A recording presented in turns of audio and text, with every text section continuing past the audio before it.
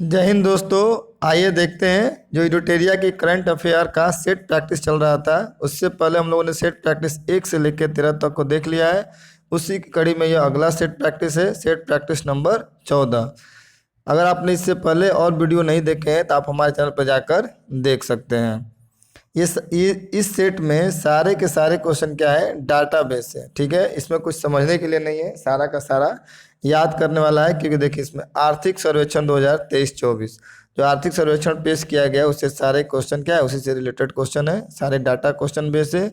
1 से 2 बार वीडियो देखने पर आपको 50% डाटा आसानी से याद हो जाएगा। उसके बाद अगले 2 से 3 बार वीडियो देखिएगा तो सारे के सारे डाटा आपको याद हो जाएगा। आइए देखते हैं क्वेश्चन नंबर 1।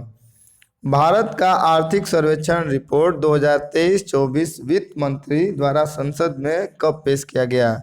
वित्त मंत्री कौन है? सीतारमण द्वारा पेश किया गया था। कब किया गया? तो 22 जुलाई 2024। आर्थिक समीक्षा 2023-24 को वित्त मंत्री द्वारा कितने अध्यायों में बांटकर संसद में पेश किया गया? ये टोटल 13 अध्याय में बांटकर पेश किया गया था। आगे देखते हैं क्वेश्चन नंबर 3। आर्थिक समीक्षा 2023-24 के अनुसार वित्त वर्ष 24-25 में आर्थिक वृद्धि दर कितना प्रतिशत रहने का अनुमान है? ये 6.5% से लेके 7% के बीच। वित्त मंत्री द्वारा प्रस्तुत वर्तमान आर्थिक सर्वेक्षण के अनुसार वित्त वर्ष 2023-24 में जीडीपी ग्रोथ रेट कितना प्रतिशत रहने का अनुमान है? ये हो जाएगा 8.2% रहने का अनुमान लगाया गया है। आगे देखते हैं क्वेश्चन नंबर 5। आर्थिक समीक्षा 2023-24 के अनुसार कोविड-19 के बाद वास्तविक जीडीपी में वित्त वर्ष 2020 की तुलना में वित्त वर्ष 2024 में कितना प्रतिशत अधिक थी? ये हो जाएगा 20%। वर्तमान आर्थिक समीक्षा 2023-24 के अनुसार वित्त वर्ष 25 में भी मजबूत विकास की संभावनाएं हैं। यह निम्नलिखित में से किस पर निर्भर करेगी? तो राजनीतिक स्थिति, मतलब जो पार्टियां हैं स्थिर बनी रहे, सरकार ना गिरे। दूसरा वित्तीय बाजार, बाजार कैसा रहेगा। और जलवायु संकट। इनमें क्या हो जाएंगे? सभी के सभी। आर्थिक समीक्षा के अनुसार वित्त वर्ष 2023-24 में खुदरा महंगाई में औसतन कितने प्रतिशत की कमी दर्ज की गई? इसमें कितना दर्ज किया गया है? तो 5.4%। आगे देखते हैं। आर्थिक सर्वेक्षण 23-24 के तहत आरबीआई के अनुमान के अनुसार वित्त वर्ष 25 तथा 26 में खुदरा महंगाई क्रमशः कितने प्रतिशत रहने का अनुमान है? 25 में 4.5 और 26 में 4.1। आगे देखते हैं question number 9। IMF international monitoring fund इस होता है अंतर्राष्ट्रीय मुद्रा कोष होता है।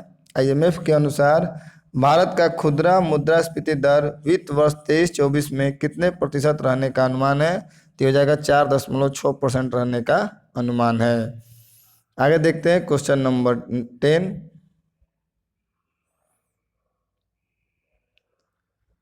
आर्थिक सर्वेक्षण 2023-24 के अनुसार निम्नलिखित में से कौन सा कथन सत्य है? IMF के अनुसार वित्त वर्ष 2025 में खुदरा मुद्रास्फीति दर 4.2% रहने का अनुमान है। बिल्कुल सही। विश्व बैंक ने भी वित्त वर्ष 24 और 25 में मुद्रास्फीति दर में कमी का अनुमान लगाया है। इस प्रकार 1 और 2 दोनों क्या हो जाएंगे? सत्य हो जाएंगे। आगे देखते हैं क्वेश्चन नंबर 11। आर्थिक सर्वेक्षण के अनुसार वित्तीय वर्ष 23-24 में बेरोजगारी दर कितने प्रतिशत दर्ज की गई? तो हो जाएगा 6.7%। आर्थिक सर्वेक्षण 2023-24 के अनुसार निम्नलिखित में से कौन सा कथन सत्य है? वित्तीय वर्ष 22-23 में युवा बेरोजगारी 10% दर्ज की गई। बिल्कुल सही। वर्ष 2023 के पहले 3 महीनों में शहरी क्षेत्रों में बेरोजगारी दर घटकर 6.7% पर आने की बात सर्वेक्षण में की गई। यानी पहला और दूसरा दोनों क्या है? कथन सत्य हैं। आर्थिक सर्वेक्षण 2023-24 के अनुसार भारत की जनसंख्या का कुल श्रम बल लगभग कितना करोड़ है? ये हो जाएगा 56.6 करोड़। आर्थिक सर्वेक्षण 2023-24 के अनुसार भारत के कुल श्रम बल का कितना प्रतिशत विभिन्न क्षेत्रों में योगदान के संबंध में निम्नलिखित में से कौन सा कथन सत्य है। इसमें देखना है कौन सा कथन सत्य है। तो कृषि क्षेत्र में 45% से अधिक, निर्माण क्षेत्र में 13%, विनिर्माण में 11.4 और सेवा क्षेत्र में 28.9%। ये चारों के चारों क्या हैं, सही हैं। आगे देखते हैं क्वेश्चन नंबर 15। आर्थिक सर्वेक्षण के अनुसार देश में वस्तुओं का व्यापार घाटा वित्तीय वर्ष 2023-24 में कितना रहा। ये हो जाएगा $240 अरब। कितना रहा, $240 अरब। आगे देखते हैं क्वेश्चन नंबर 16। आर्थिक सर्वेक्षण 2023-24 के अनुसार रिन्यूएबल एनर्जी के संबंध में निम्नलिखित में से कौन सा कथन सत्य है। किसके बारे में, रिन्यूएबल एनर्जी के बारे में। भारत 2030 तक नवीकरणीय ऊर्जा क्षेत्र में लगभग 3.5 लाख करोड़ रुपए निवेश करेगा। बिल्कुल सही। भारत में 2030 तक 500 गीगावाट नवीकरणीय ऊर्जा का उत्पादन का लक्ष्य रखा है।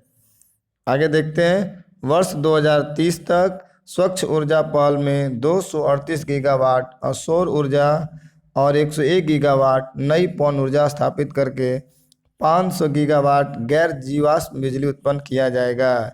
ये सभी के सभी कथन क्या हैं, सही हैं। आगे देखते हैं क्वेश्चन नंबर 17। आर्थिक सर्वेक्षण 2023-24 के अनुसार निम्नलिखित में से कौन सा कथन सत्य है। वर्ष 2023 में देश में 92 लाख से अधिक विदेशी पर्यटकों का आगमन हुआ। बिल्कुल सही। भारत ने पिछले साल पर्यटन में 2.3 लाख करोड़ रुपए से अधिक की विदेशी मुद्रा अर्जित की है। विश्व पर्यटन प्राप्तियों में देश की विदेशी मुद्रा आय का हिस्सा वर्ष 2022 में 1.58% हो गया है। इनमें सभी के सभी कथन क्या है, सही हैं। आगे देखते हैं क्वेश्चन नंबर 18। आर्थिक सर्वेक्षण 2023-24 के अनुसार ई कॉमर्स उद्योग वर्ष 2030 तक कितना अरब अमेरिकी डॉलर पार करने की उम्मीद है। ये हो जाएगा $350 अरब पार करने का अनुमान लगाया गया है। आर्थिक सर्वेक्षण 23-24 के अनुसार निजी कॉर्पोरेट पूंजीगत व्यय वित्त वर्ष 23-24 में कितना प्रतिशत की वृद्धि हुई। ये हो जाएगा 19.8% की वृद्धि हुई है। आगे देखते हैं क्वेश्चन नंबर 20। आर्थिक सर्वेक्षण 2023-24 के अनुसार केंद्र और राज्यों के पूंजीगत व्यय वित्त वर्ष 23-24 में कितना प्रतिशत की वृद्धि हुई है। 22.9%। आर्थिक समीक्षा के अनुसार वित्तीय वर्ष 23-24 में कुल व्यय में पूंजीगत व्यय का हिस्सा कितना प्रतिशत है। हो जाएगा 79%। आर्थिक समीक्षा एक साल के लिए प्रस्तुत किया जाता है, जो 23-24 के लिए पेश किया गया है। आर्थिक समीक्षा के अनुसार वित्तीय वर्ष 23-24 में कुल व्यय में राजस्व व्यय का हिस्सा कितना प्रतिशत है।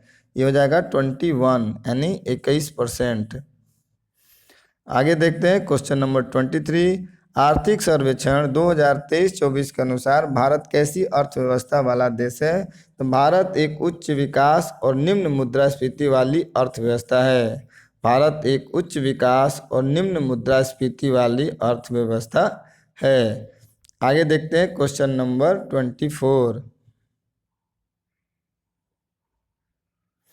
आर्थिक सर्वेक्षण 23-24 के अनुसार विश्व सेवा निर्यात में भारत का सेवा निर्यात का हिस्सा कितना प्रतिशत है। विश्व में भारत का हिस्सा कितना आता है, 4.3%।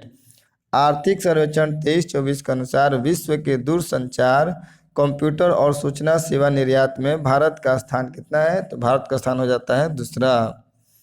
आगे देखते हैं क्वेश्चन नंबर 26।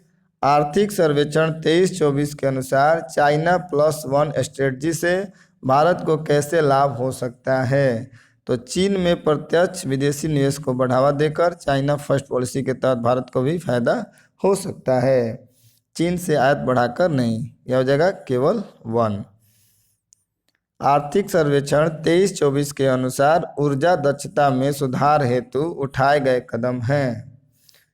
पर्यावरण के लिए जीवन शैली मिशन, प्रदर्शन, उपलब्धि और व्यापार, ऊर्जा संरक्षण भवन संहिता, शून्य लेबलिंग कार्यक्रम। इनमें सभी के सभी क्या है, ये सुधार हेतु उठाए गए कदम हैं।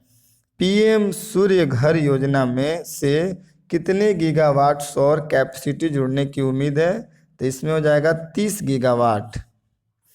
आर्थिक सर्वेक्षण 23-24 के अनुसार पीएम सूर्य घर योजना के संबंध में निम्न में से कौन सा कथन सत्य है?